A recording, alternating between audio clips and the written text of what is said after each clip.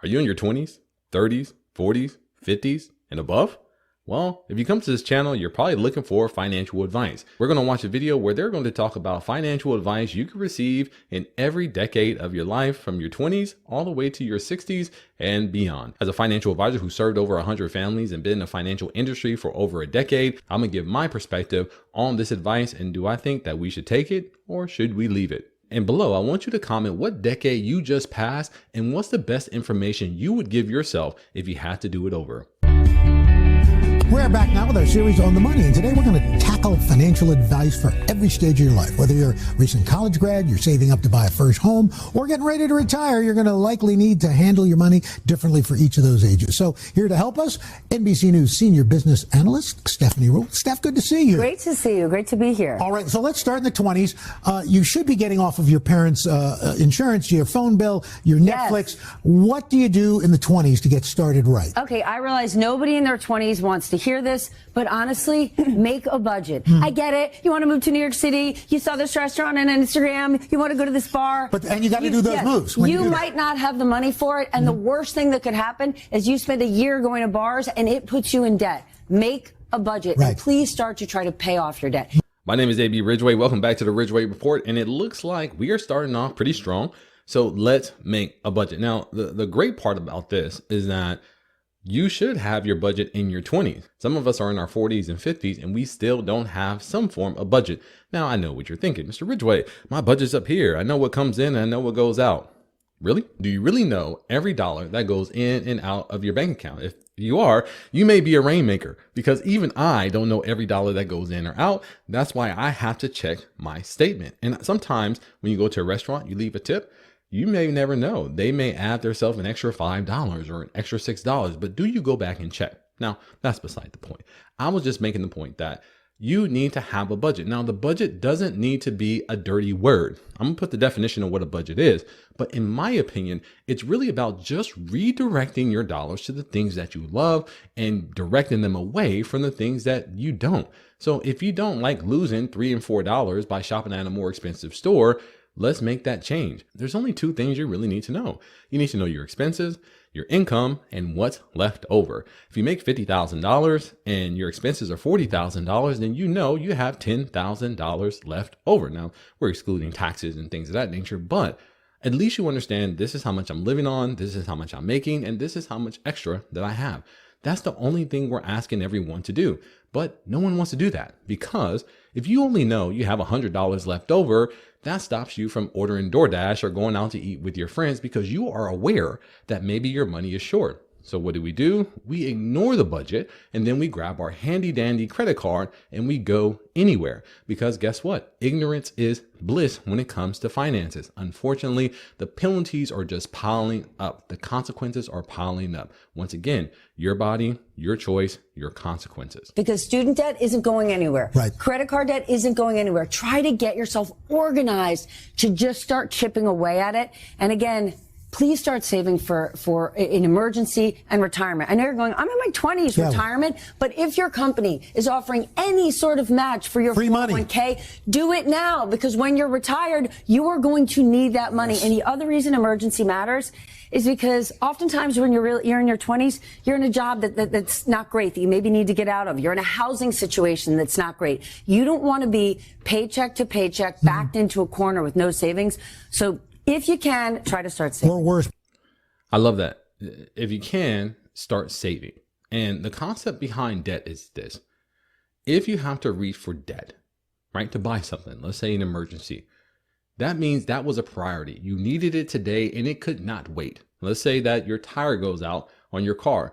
You need your car to go to work to make money. So you need that today. So you put it on a credit card and you are going to pay that off over the time frame that you need. Let's say that you have $100 extra every month and your tires cost $400. It may take you 4.5 months to pay off that tire, right?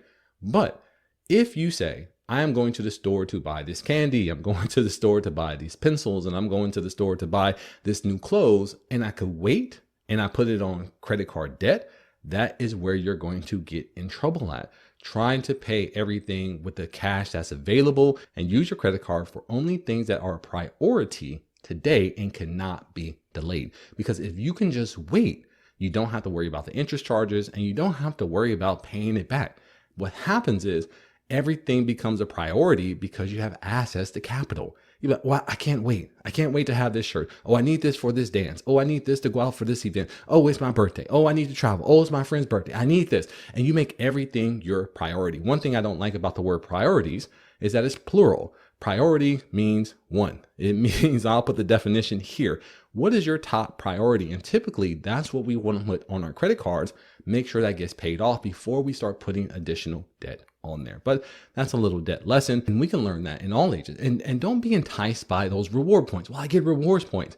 Yes, you only get 1 or 2% back of what you spend, but it's still a debit out of your account. So if you don't have that money in your checking account, don't put it on your credit card. But what you could do, if you do have the money, go ahead, use your credit card. After you spend it, go pay it off right away. There's no penalty for making extra payments throughout the month. So if you go make a big purchase for $200, you want the rewards points, go ahead, use your credit card, then use your debit card to pay it down. Now you're back at zero and you still have your rewards point. Don't let them accumulate. Don't carry over your balance, because that interest, just 1 or 2 months of interest can wipe out all those bonuses that you got, because the credit card, once again, is not going to lose. All right, so we've laid the foundation in our 20s. Steph, what should we be doing in our 30s and 40s? So let's hope. 30s and 40s, we are cruising in our career and we are starting to make more money. I love the 50, 30, 20, right? Okay. 50% of your income is what you need to be spending money on. 30% is what you want to, like goals for your home, maybe some vacations, and 20% is savings. Like in your 30s and 40s is like the meat and potatoes of like, I'm buying a home, I'm buying a car, you're getting some of the bigger things. And the more you save, the more you're going to have for that down payment, right? The term that she wants to say is you're in the accumulator stage. And I'm gonna put a definition here at the bottom. Debt is natural. You know, as she said before, you're getting your car and you're getting your house, and no, you can't wait, 10 to 15 years of saving up to get $500,000 in order to pay off your house in cash and get the biggest discount you'll probably ever get. The idea here is that you're going to live off less than what you make. And that's all that she's saying, whether it's 50, 30, 20, whether it's 55, whatever the ratio is, right? To make 100%.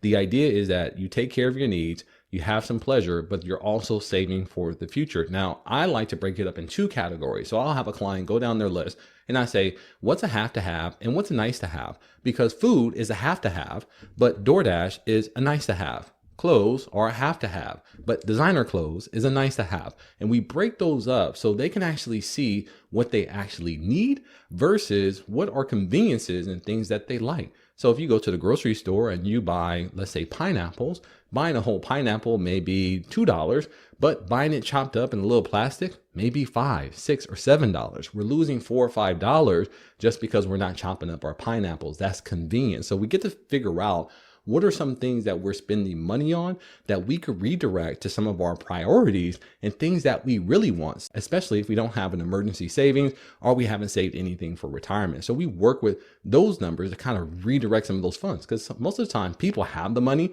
but all those small little drips, those dollars here, the $5 there, the $10 here, the $20 overcharge there, really starts to add up, and it's compounded when you have that credit card debt. So let's keep that in mind, and I love what she's doing so far. One of the best investments you're going to make long-term in your life, hopefully, is that house. So the more you can put down for that down payment, the better you will be. Increase your retirement contributions.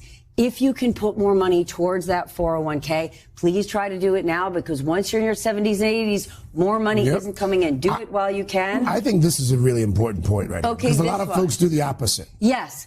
I realize everyone's like, I got to save for college. I got to save for college. You can borrow for college. You cannot borrow for retirement. So consider that. Put that money away for your retirement. And I'm sorry to your teenagers. They may have to be putting themselves in some student debt because they don't want to have to pay for you when you're 80. All right. 30s and 40s we've covered. Let's talk about 50s and 60s as we start to inch a little closer to that aforementioned retirement. Okay. Think about your retirement and those calculations. How long am I going to work? How much does my life cost? And use those retirement calculators to start to figure out, do I need to downsize? If I'm going to downsize, how much does that even cost? People like to be like, oh, I'm getting rid of my big house and I'm going to get an apartment. And then you're going to renovate that apartment. What is that going to cost? Keep sticking with a budget and readjust your investments.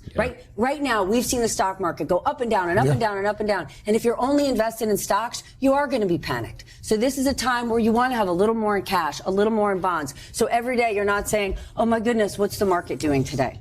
Medicare and Social Security, pay attention, because if you start taking money out for your Social Security early, you're going to get penalties. I don't like that. And I know you don't want to talk about this, but update your wills. Because that is important. I know if something horrible happens, you don't want the government getting all your money, so pay attention to that will now. Yes, I love that. You don't want the government getting all your money. And if you don't plan to, they're going to get it. And they get it through taxation. And they do it through ignorance because people don't know the tax implication around some of these retirement accounts. All they know is that I've contributed to it and I'm supposed to get this statement every month. And that's what they say is in there. But for some reason, when I take it out, that's not what I get. One of the biggest mistakes people in their 50s and 60s make as they retire is that they roll over their 401k into their savings account. They take a huge 10% withdrawal penalty if they're under 59 and a half. Or if they don't have that penalty, they still will have to pay these huge taxes at the end of the year because they take out $500,000 or $1 million and do it into their savings account until they figure out what they want to do with it. But that's the wrong decision to make. And it can cost people hundreds of thousands of dollars and sometimes even up to 4.7 years out of every 10 years you saved because you're losing the early withdrawal penalty and you're probably in the highest tax bracket at that point. So, be very careful about those last few years. When you start approaching retirement, that's when financial advice becomes very crucial. And people say, well, Mr. Ridgeway, I don't think I can afford a financial advisor. And what I like to say, I don't think you can afford not to have one. Because if you just make one bad financial decision, it can cost you hundreds of thousands of dollars. So forget the few $1,000s you may pay a financial advisor to guide you through multiple financial decisions throughout your whole financial life, whether it's from Medicare to Social Security to last will and testaments to beneficiaries and annuities and life insurance. Forget all that. Just one bad financial decision could set you back for years.